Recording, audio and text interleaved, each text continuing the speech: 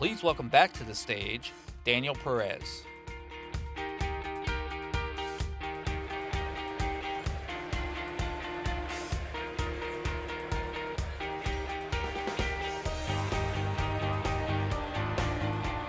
All right. Thank you, Toby. All right. We're about to get started. I'll give everyone a couple seconds to grab their seats. We have an exciting session ahead. I'm super pumped. By the way, I don't know if you guys have seen, we have some updated pictures on the screens from yesterday. Kennedy is live and up on the big screen.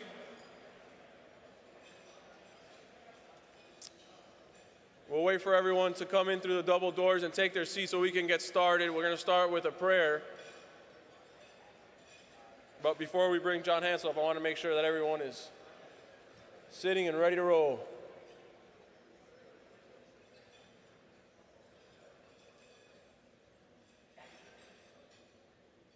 Awesome. Well, ladies and gentlemen, let me welcome the Ohio State Capitol Commission. Young man himself, John Hansel, up to the stage to give us a prayer and begin our lunch session. Not so young, 63. Join me in prayer. Dear Lord, the Father of our true home, your word calls us to pray for our government leaders. And here I am, here we are among them. So we lift them up. We pray for them now. Draw them to your heart. Help them to know you, to understand you, to live by your wisdom and truth. Give us courage to understand you and true reality as you've communicated it through your word. We could not understand life apart from you making it known. We're not grateful enough for the most unique and significant book in all of history, your Bible. It's one single harmonious message of your love. It's a testimony to your willingness to love us despite the way our love for you and each other falls so short of what you desire. Help us to understand how to genuinely love and work with each other with sincere gratitude for the way you've loved us.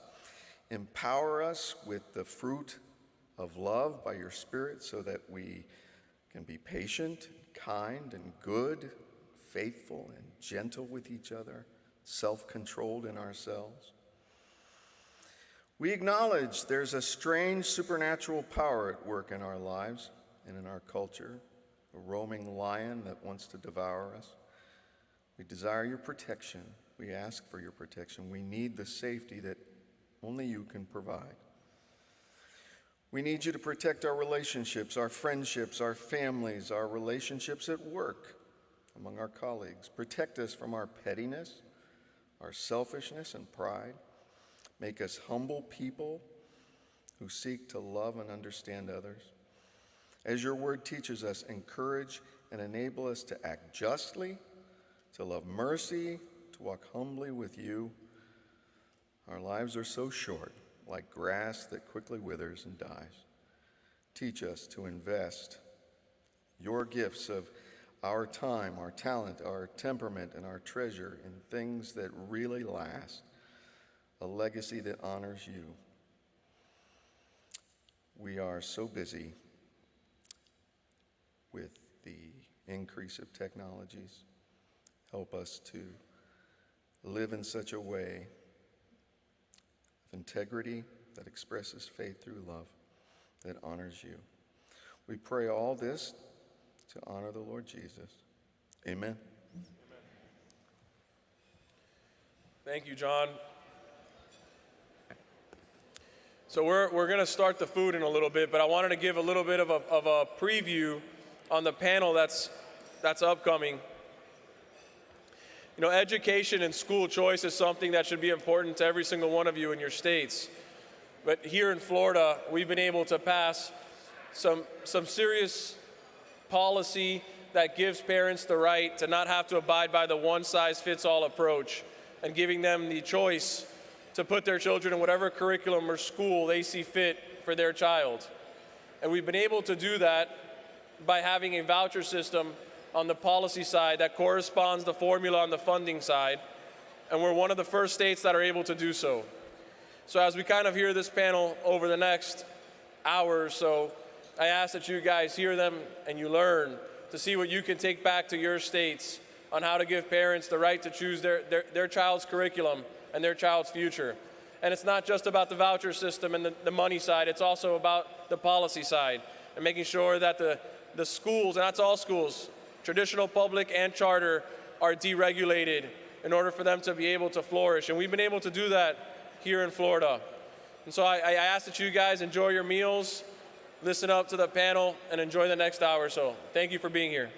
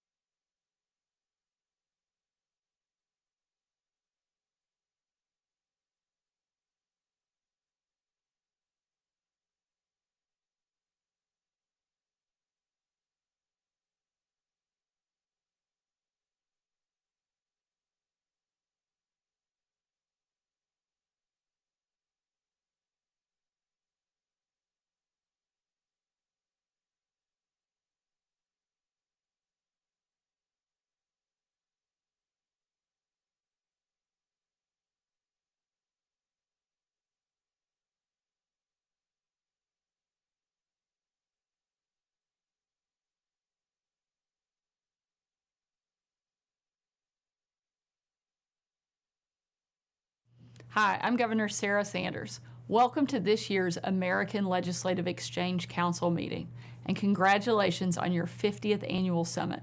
For 5 decades now, ALEC's support of free markets, limited government, and federalism have been vital to successful policies in Arkansas State Capitol and state capitals across the country. That includes the landmark bills we passed in my first legislative session to overhaul our schools, crack down on crime, and cut taxes. Arkansas Learns My Education bill expands education freedom, increases teacher pay, and harnesses the best practices we know will improve student literacy. It will literally change the future of our state. We could never have achieved that success if it weren't for our great partners in the legislature. These men and women fight every day for freedom and the American way of life. I know some of those great legislators are here in this room today, surrounded by other legislative leaders from around the country. You all have my deepest thanks for your work. Please enjoy this year's conference, and God bless.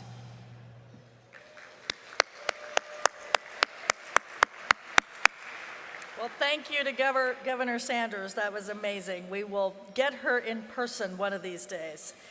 Another inspiring story, besides what's going on in Arkansas and all around the country, is in the world of education, is the YAS Prize. And we're here to talk a little bit more about that this lunch. It was first launched in 2021 and was the brainchild of Janine and Jeff Yass. Already incredibly active in the parental choice movement, they began to notice how restrictions imposed during the pandemic highlighted the vast inequities surrounding a majority of the students.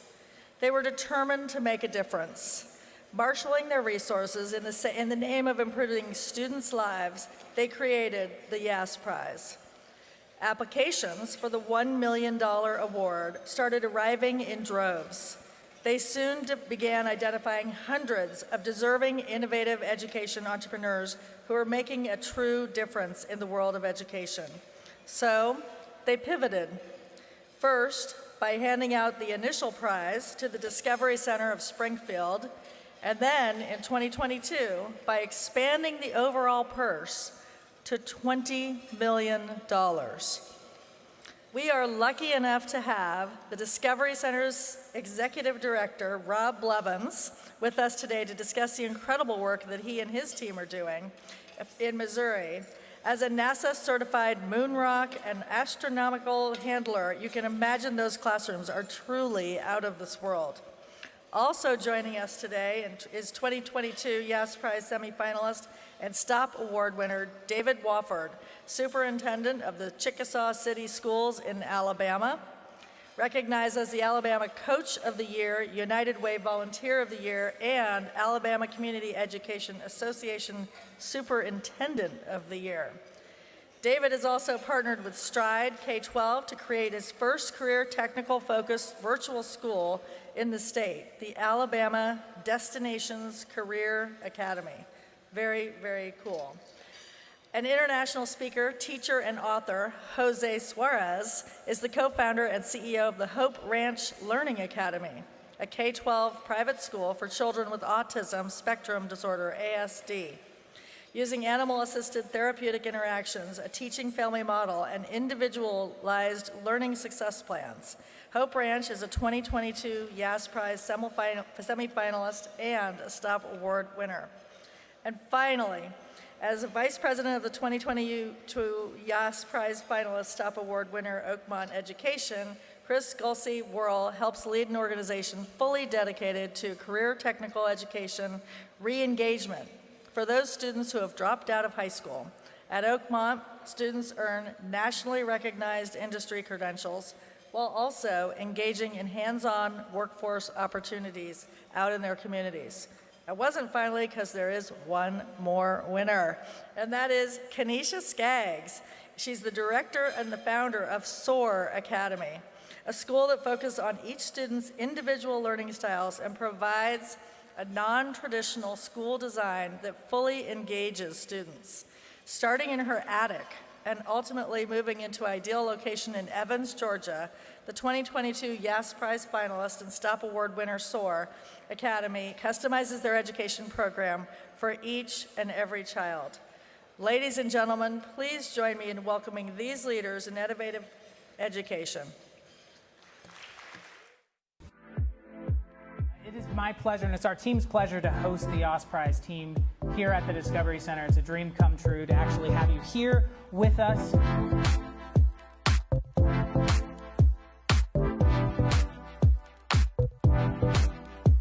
And with your funding, we built this. What is it about this school that's different than the school you were at last year? And one of the gentlemen said, this school teaches how I want to learn.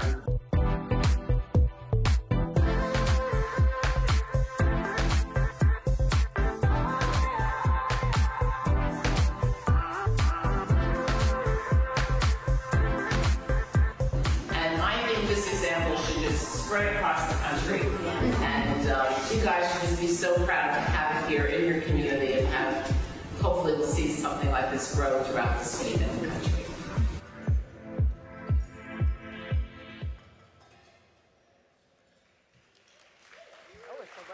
Thank you. In 2021, my organization was invited to New York City, New York, to the Forbes Event Center, Forbes on 5th, where Jeffrey YAS wrote our name on the check for $1 million as the inaugural YAS Prize winner. That was a big change for me in my life. I'm from Springfield, Missouri. I don't know how many rural or small town people are here, but people in Springfield don't usually win awards like this. So it was a bit of a shock. But the reason why we won, in March of 2020, the Discovery Center Springfield became one of only 2 science centers in North America that remained open to serving children. And we did that by transitioning our 60,000 square foot science center and children's museum into emergency childcare for the children of healthcare workers and first responders. Because our school districts would not take them in person, my team volunteered to transition all of our summer camps into immediate entertainment and learning for the kids that weren't going to have a place to go, because they needed to be doing our most important job, which was caring for people during COVID. We did their most important job, which was caring for their children. And we transitioned. My team's not here to take the credit for this, but they should be the ones to take it. In 5 days, we did that transition. That's the amount of time that we had to do our first pivot of many. And at the end of that program, we actually provided over 250,000 free hours of childcare, served over 50,000 free meals and snacks to those students, and served over 2,000 child enrollments. That's what we did during COVID when other places had shut down and said that they weren't taking kids. Well, we didn't stop there. In the fall, we converted a hotel storage facility into licensed childcare to serve up to 300 kids on the days that the Springfield Public Schools weren't taking those kids. And then we also opened a school. You got to see the school. That's probably not like any school that you've been inside, right? That's our science center. It's an integrated, embedded school. So we did win the $1 million, and now the YAS Prize is giving out over $20 million a year. But it's way more than the money. And you're probably thinking, sure, Rob, you won $1 million. So you can say that it's more than money because you won that. But the experience that you get by being a YAS Prize semifinalist, finalist, winner, part of that YAS Prize family is truly a family environment where you get to work with the most innovative and exceptional educators in the entire country. As part of that program, you also get a business accelerator. Jeffrey YAS and Janine YAS are very keen on making sure that these schools can grow and learn the business skills that they need. And so this last year, our incubator was in Miami, Florida. Anybody from Miami? You're supposed to cheer if you're from Miami and you hear your name. Surely there's some here, right? So that business incubator, they taught all the applicants how to run businesses successfully, and then also how to pitch, how to share your passion, your vision, your mission. So it was kind of like Hunger Games a little bit that they got to be in this, but they actually had to pitch in front of all of their peers. They got exactly 2 minutes to do that. But what I will tell you is by giving that pitch, these educators they are now ready to testify for you in Congress. I'm going to give them a chance to introduce themselves with their pitches in just a moment. So first up, we have Chris. Hi, everybody. I'm Chris Galacy-Worrell. I'm the Vice President of Oakmont Education. We serve around 4,200 students in 20 campuses across Ohio in the upcoming school year. Kind of a little bit about our story is the gold standard for dropout recovery kids used to be the diploma. And not to minimize the diploma, but there wasn't a lot of thought about what happens next with our students. It was just get them the diploma and get them out of there. And so a story with the president of my company and my co-founder, John Stack, he was going through a drive-through one day, and he was a principal, a leader at a dropout recovery school. And when he got to the window of this fast food chain and the person reached out, he was a graduate, and he was like, this is not how it's supposed to be. This is not how the story's supposed to go. We have to do more. And so we started to talk in different organizations about what we could do if we came together. So we know students who drop out of high school are disproportionately impacted by difficult situations, sometimes within their control, sometimes not within their control. Their systems involved, they have mental health issues, addiction issues, family issues, traumas. And I say this because I was a former high school dropout myself. I was a student like we serve, and that is what's unique about Oakmont Education, is that we're a group of people who have proximity to the issues that our students go through. So just to talk a little bit about the impact, every 26 seconds, a student drops out of high school. So in the 30 minutes when we're talking to you, that's around 69 students, $300,000 per student over their lifetime. It's going to cost society. That's a little under $21 million in 30 minutes just sitting here. Students are not medical debt. We cannot write them off. They will not go away. They will come back. That's right. And they will do things that we don't want them to do out of necessity. So the number one reason kids drop out of school is because it doesn't matter to them. It's not relevant. They do Turkish literature. It might be intriguing, but why am I doing it? What's the applicability? So what we have to do is we have to re-engage kids. We have to give them a purpose, school with a purpose. We have to make them entrepreneurs of their own success. So we re-engage students. We provide them with opportunities to have real-world experience with our business partners. So they're not just learning and like sitting in an English class or a math class. They're doing academics, and then they're getting experiential learning with our workforce partners, which are regionally everywhere across the state. So we have to not only give them the opportunity, but access to that opportunity. Access is critical. The more we can open up access to our students, the more opportunities they have, the less likely they are to be systems involved. So the last final thing, which has been really incredible as being a part of YAS, is we have our students focus on a resiliency, and they've been told how much they take, how bad they are, what they haven't been able to do, and they live to that low expectation. So when we teach them to focus on solutions and to see that they're part of something larger and they can give back, it starts to change. So the final thing we realized was college-bound youth have a ton of supports built around them. We throw everything, first year, first gen, everything is built around those college-bound youth. I'm a proud daughter of an electrician and a woman who cleaned houses. I am proud of those people now who are retired living in Florida. And we decided that there were no supports for non-college bound youth. And so we are changing that. And we have been able to leverage our YAS Prize to build a very robust mentorship program that doesn't just focus on our students.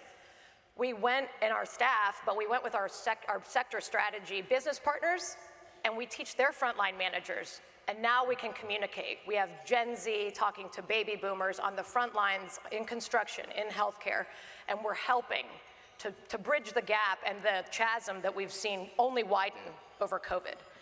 So our pillars are re-engagement, opportunity, access, resiliency, and support. And so that's Oakmont Education, and we're really honored to be a part of YAS and up here with these incredible educators. So thank you so much.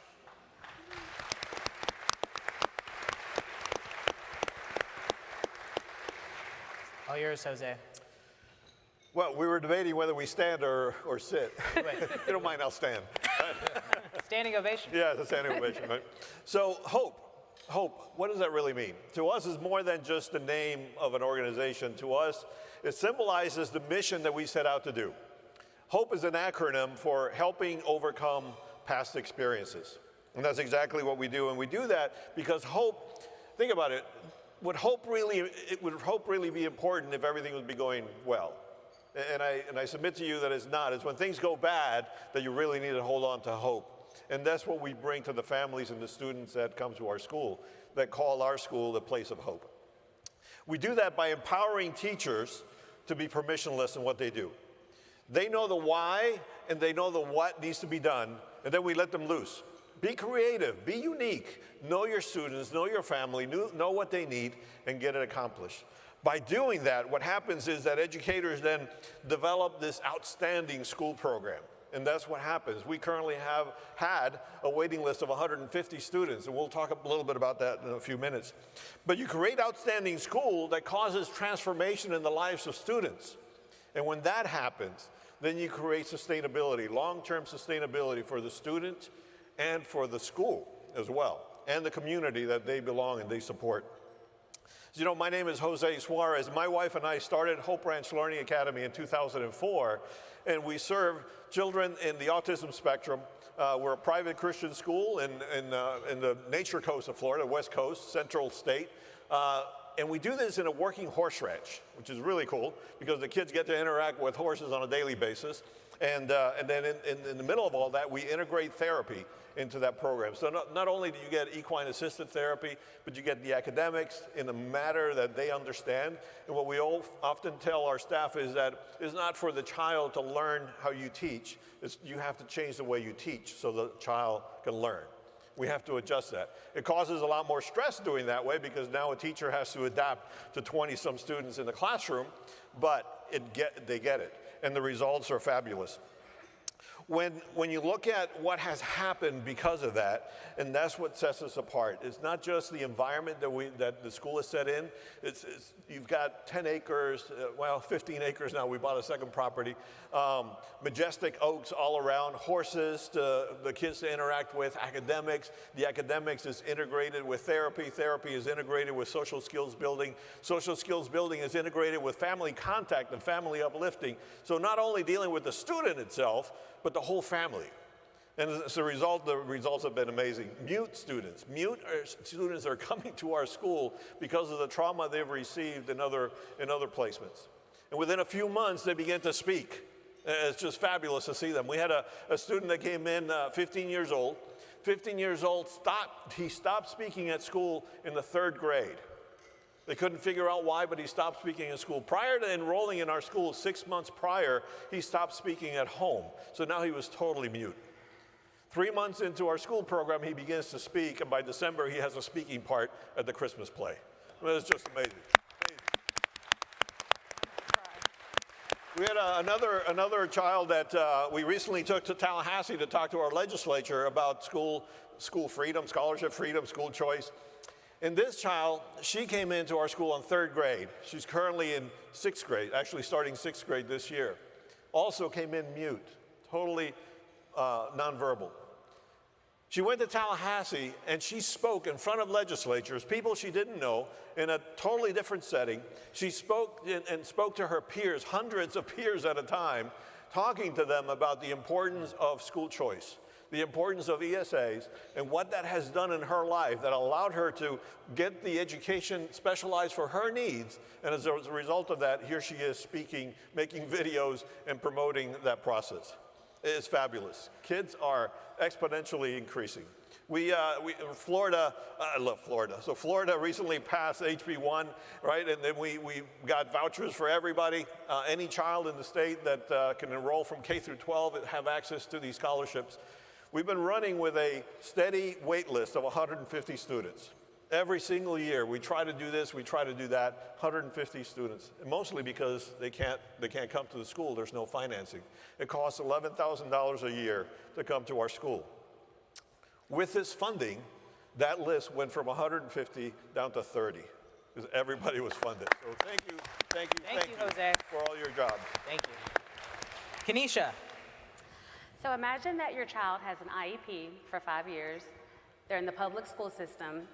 And the IEP is there to help them bridge their gap, accommodate their learning disability. And you find out when they're in 9th grade, they're still reading at a 1st grade level. They can't do basic math. That is the story for a lot of the students that we have at SOAR Academy. It's not that they're not able to, but there's no one taking these kids back to the foundation and the basics, which is literacy intervention. We believe that literacy is so important because it allows you to choose where you're going to live and what you're going to do, and the system doesn't have control over you and your thoughts process. So at SOAR, we service students that are neurodivergent, autistic, dyslexic, ADHD, ODD, you name it, they fit our model. And most importantly, we service students that require remediation, students that are high school level, graduating, and they cannot read. We believe that project-based learning is the way to go. We believe that focusing on individual learning styles is the way to go. We have students that come to us and their IEP states defiant, doesn't listen, failing, DF, but if you knew their learning style, you could reach that child. So auditory, visual, kinesthetic. Our students have non-traditional seating. Our classroom model is non-traditional. Our kids go on field trips Mondays and Fridays to incorporate the real world with their learning. To me, if you graduate high school and you have this diploma, but you cannot tell me what 6 times 8 is, that's the problem. And we are bridging that gap in Augusta, Georgia at SOAR Academy. We, thanks to the YOS Prize, we're expanding to South Carolina and Oklahoma as well. And we are also speaking with our district about our program model, which is a non-traditional setup. We believe in project-based learning, student-led interest, and that is the way that we will reach more students. So I started SOAR Academy because I was with No Child Left Behind, and the kids were not engaged, they were bored, the worksheet packets were this thick, and you couldn't reach them. And I told the provider, let's focus on project-based learning. Let's take the kids in the community and show them what it's like to go to a ball game and calculate area, perimeter. And she said, nope, we're making a lot of money, Kenesha. Let's push this paperwork. And that's what led me to start SOAR Academy in my attic. And I'm just very excited to be here and share with you guys the notion that a child does not have to follow the Common Core model to be successful. I was homeschooled in high school.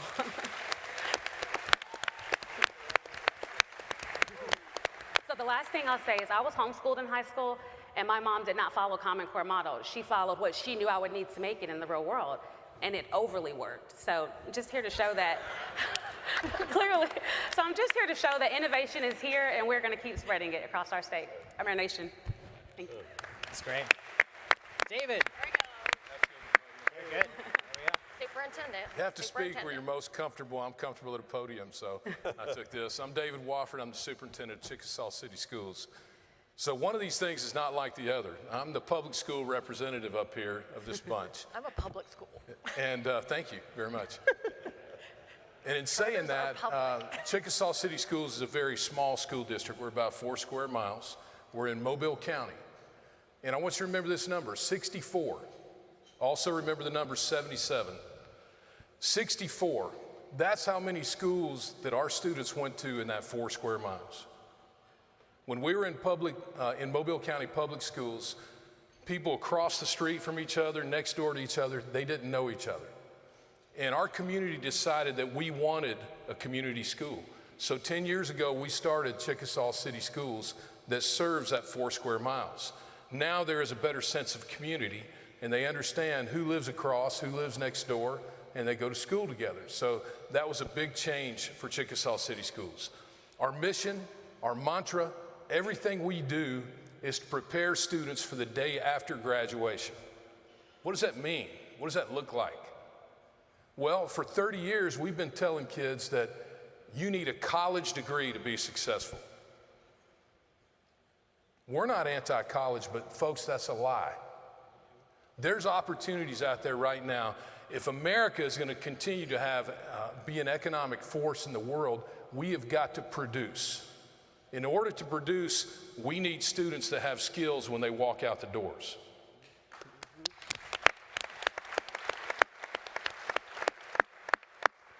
We want our students to walk out with some high-value certificate where they can make sustainable wages, and then if they want to go to college, let the business or industry that they're working for provide for that. That way, they don't walk out of college looking for a job with a house note that we call a student loan. We want to make sure that they're available when they walk out the door to be good workers, to make sustainable wages, and to make a difference in producing in the country. So how do we get to the Yas Prize? Well, we're not outside the box, we're off the reservation, so to speak. When you take students that haven't been out of the county and you find yourself in Honduras, El Salvador, Mexico, and you ask, what are they doing there? Well, it's not a spring break. Our students produce 3D prosthetic limbs in the classroom that they actually go to the third world countries where 80% of the amputees are, and they fit them with amputees. Last year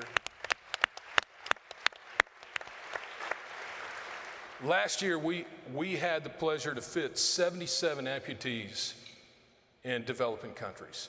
And I'm super proud of our kids for doing that. They're also working on a container ship classroom where we'll send it to Honduras in the fall. It's solar powered, it will have computers in it, and then there'll be students in Honduras who have never even been on the web that will be able to get on the World Wide Web and do research and learn and be educated that way. So when you're taking students that are in a high poverty school, a high minority school, and you say, look, we're gonna teach you not what to think, but how to think. We're gonna give you opportunities to explore and do things that you've never done before so that you can serve others while you're preparing yourself. That's a fraction of the things we have going on, but I did want to share that with you. Chickasaw City Schools has focused on the things we can do, not the things we can't do. Thank you.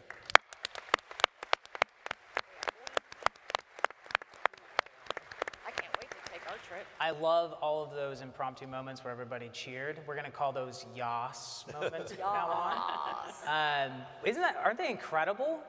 That you could take them right now into your state house and have them meet with people and get work done on what we need to do for our kids back home. And I fully believe that, and I wanted you to see that, how incredible that they actually are, and hear their stories. We want to talk today about that piece a little bit. You were in DC with me. We went to the Republican Governors Association conference. And we met with governors.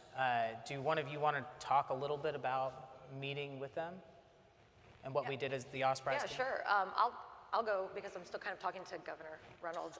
We met with several governors as a group and shared what we were doing, and it was incredible to be in rooms where they would say, I need you to come to Oklahoma. Yeah. Like, I need you to be, Governor Kim Reynolds said, we need you to be in Iowa, and so now we are actually in the process of doing this programming with her education people to take it to Iowa, because what we realized is we can all do this independently in silos, or we can kind of all get together. So when we were at RGA, we were able to have not a contained audience. I don't want to say they were captive. They weren't captive, but it was a way to share how unique and expansive educational freedom can look, because I think we limit ourselves in what we think it can look like, and it is so much more expansive. And I think that opportunity was exciting for them to see. It wasn't just maybe a private school, it's a micro school or a public traditional district. Like, we're partnered now because of that. Because of the Yas Prize, our dropout students are now printing 3D prosthetics and partnering with a public traditional school in Alabama. Where else do you see that? It's America. That's incredible. It's beautiful. And so that's kind of what I got from that. Yeah, so one of the things that came out of that is we did sit down with Governor Stitz, and he invited us to come and to his state to a nonpartisan meeting where we actually, I wasn't there, your husband was there. Yeah, my husband was there. So would you mind, Kenesha, speaking a little bit to, and I think we all know what came out of Oklahoma recently from that, so that's a Yas moment, right? If you want to speak to that. Yeah, so I think that when you have access to people at the state level that can hear what you're stating, even if you don't 100% agree on how that's going to work, you can bring real change. I'm a private school in Augusta, Georgia, but through us meeting with Governor Stitt, he's saying, I would like a SOAR in Oklahoma, or how can we implement some of the things that SOAR is doing in Oklahoma? And so some of that involves not focusing so much on the Common Core and not focusing so much on the heavy standardized tests, but again, like we say, literacy. Let's just focus on literacy. And he was open to hearing that. His team was open to hearing that. So, and even our Georgia's governor, super supportive of us starting to get toward ESA funding to help more students. So just having their support is making a huge difference in just spreading this mission. That's fantastic. Jose, do you want to talk a little bit about some of the work you've done at the state level in Tallahassee and how whatever you've been able to accomplish there, how that's going to affect your students and maybe outcomes for economic prosperity and job creation and things of that nature? It's been phenomenal. When HB1 was going through the process of approval, like I said, not just us, but our students were going up there, not just for, oh, here's the Capitol, but actually talking with legislature, talking to them and saying, here's how it impacted my life. And the parents speaking with them saying, here's the benefit of this scholarship and what it did for my children. And that is powerful. So Florida recently passed HB1. It's actually in effect now as of July 1st, and we're beginning to see the effects of that. The effects of that for our school has been phenomenal, and we're just a microcosm of what's happening out there. But do you imagine that, see, part of this started with the YAS when we were beginning, like Rob was saying, the money's good, but the training, the development, the connections, the opening your mind to how do you do this better, it was fantastic. Because, well, we thought we were doing a great thing by growing 20%. YAS just exploded it, and this year we grew 100%. So we went from 150 to 300 students, just like that. And it's not because of the money they gave us, it's because of the knowledge they gave us. And so as a result of that, now one of the things we're focusing on is, like David and a lot of us have said, is on job creation, workforce development, independent living. We're dealing with the population of autistic group, and this new venture is just phenomenal because nationally, autism has an 85% unemployment rate. 85%, can you imagine that? 85%. At COVID, we were at 14 and we were screaming. And this population is basically, we graduate them, we do a great job, graduate them with a high school diploma and send them to their parents' couch. And so now we're focusing on getting them ready. You know, there's a lot of several challenges that legislatures have. You know, obviously the teachers union is one of the big ones. Are you going to take monies away? And what I would suggest is that there's plenty of research out there now, published research, that shows that every single state that has put together a voucher system has either broken even. In 2 cases, 2 states they broke even. In all the other cases, they have saved millions of dollars. Because it doesn't take money away from the public school. It actually improves their outcomes, and the state saves as a result of giving the parents a choice. And the other part is on criminal activity, right? So there's another report that shows that the direct correlation between the voucher program in 8th and 9th grade, a direct correlation is a reduction of 85% in property damage, 86% property damage, 38% reduction in paternity, and 53% reduction in drug convictions. Man, that's a huge impact to our community. And that's what you guys have the power to do. Let's talk a little bit about funding, because one of the biggest myths out there is that there isn't enough funds geared towards education, that we're not funding education enough, or that perhaps you getting funding is taking money out of the public school and hurting some school. Talk a little bit about the differences of what you all spend per student and what maybe traditionally students in your district would get at the public level. And I guess, David, this leaves you out of this one, but. Stay out. So at a basic level, it costs about $8,000 for a student to attend our school. And so one argument with legislation in Georgia was that, well, we only would have $6,500 in ESA funding. That's not enough, but it actually is enough because a lot of private schools, we supplement that with grants and other programs. So to just get our foot in the door would be absolutely incredible. Georgia does not have ESA funding. However, we do have the Georgia Special Needs Fund, and that is public school funding for students with IEPs and 504s. And this year, our school was approved, which is allowing a lot of disadvantaged families to attend SOAR Academy. So, the funding is important, but it's not everything. I agree kind of with former Governor Jeb Bush when he said, we've got to get away from saying more money, more money. We've got to change the way we're running the schools and the classrooms. That's what has to happen. We've poured as much money as we can pour into it. We've got to change the way the classrooms are run. Chris, you were telling me that you don't get all the funding you need. Yeah, I mean, and I do want to give a moment to, Ohio had an incredible budget cycle for school choice, and it was a labor of love with a coalition of really incredible people from educational choice across the sector, the spectrum, like the whole continuum, so a really great job.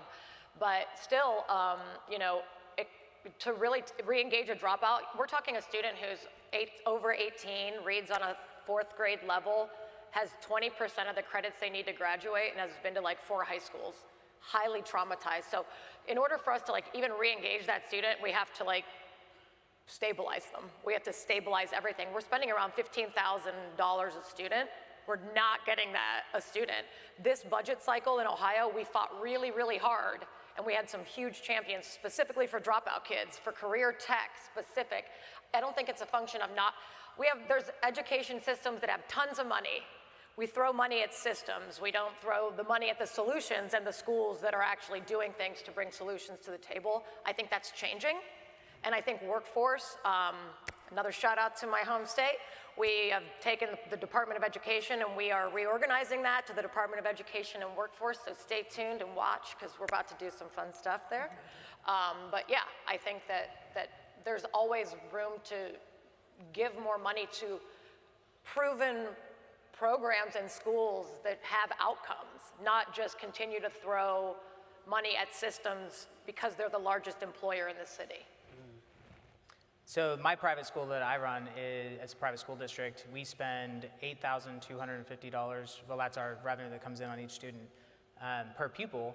And what the public school system gets there is $20,000 per student.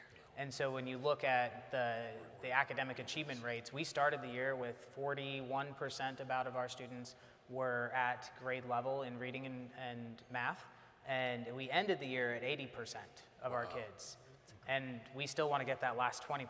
That's still not good enough for us yet, but that's twice the state average in Missouri. And we actually had 23% of our kids. We only go up to 8th grade, but they were testing out of high school level, ready for college at that point. So what could we do with double the funding? Potentially close that 20% gap. What could you do with more funding? I know, right? How long do we have? Yeah. It's just amazing because I'm listening and I'm thinking, as a private school, just like any private business, you can design the model of that business to sustain. You have to, as a private individual, as a private business, you have to design the nature, the logistics, the cost of that business to be viable, because you cannot operate on the red year after year after year. And so as private schools, we're able to modify our cost structure, our services, partner with the district, partner with different vendors and everything. And we were able to provide an excellent service. 100% of our kids are graduating with a high school diploma. And that's significant because 75% of them were told they would never graduate coming in. That's right. And it's doable, and we're doing it with 11,000. And as Rob was saying, the district is getting about 25, 26,000. We're making it happen, and we're obviously still profitable and growing.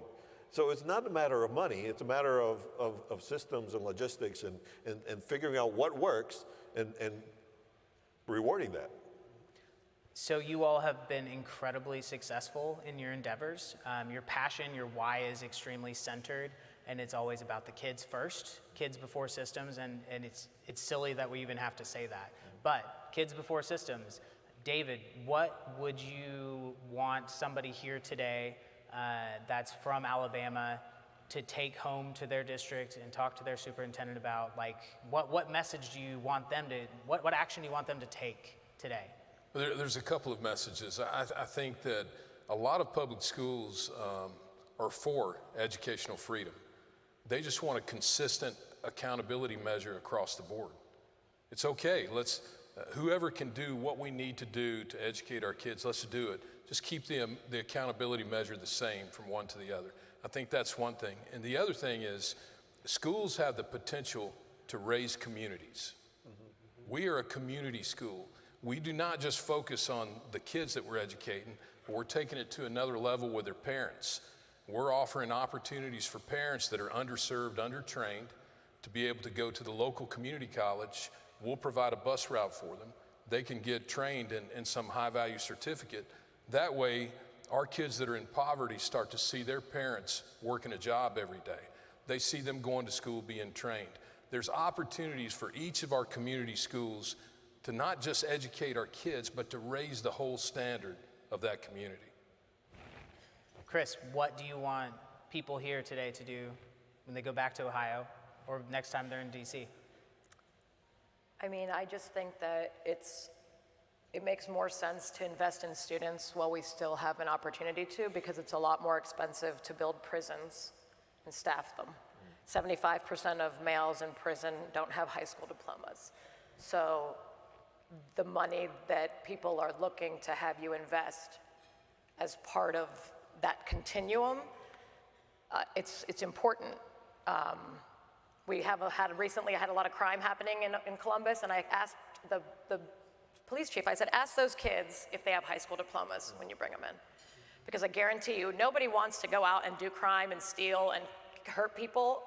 People act in desperation, and we have to stop allowing children to be in those desperate situations. Do either of you have something you want to send home to I'll Georgia? just say that literacy equals liberation and freedom, so that's what our focus is. Good.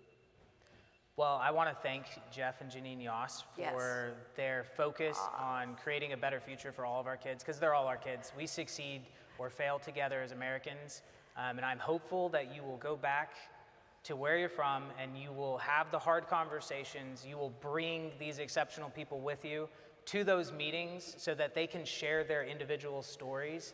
Because we talk a lot about statistics globally, but just remember, these are individual kids. They could be your kids, they could be my kids, they're all our kids. And thank you to Janine Allen for her fearless and ferocious approach to education for the last 30 years. I know you must know Jeannie Allen. Thank you. Thank you.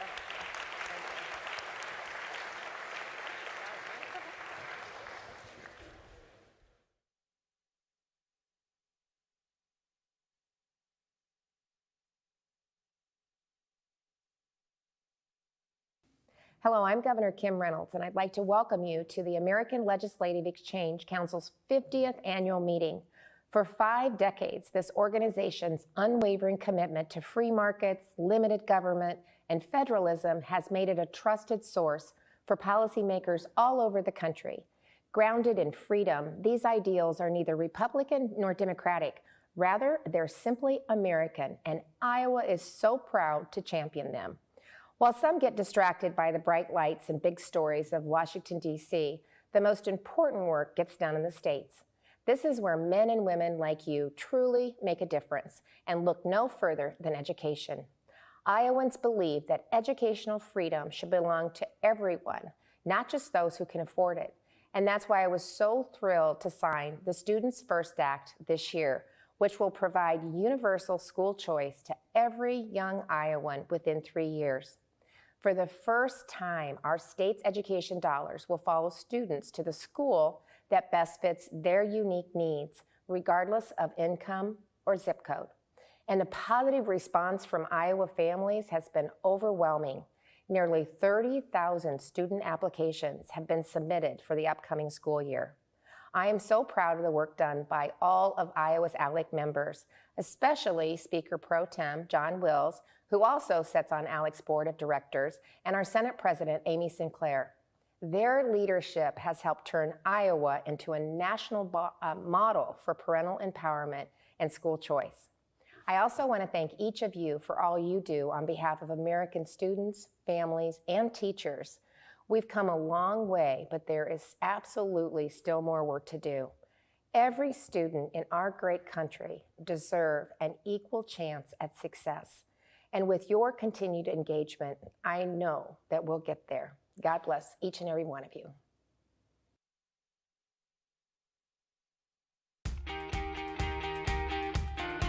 Please welcome back to the stage Daniel Perez. All right, that was a great panel, and I wanted to thank you guys for the insightful discussion. It was great, and it's hopefully something that we can all take back home to learn from. So thanks for sponsoring today's lunch.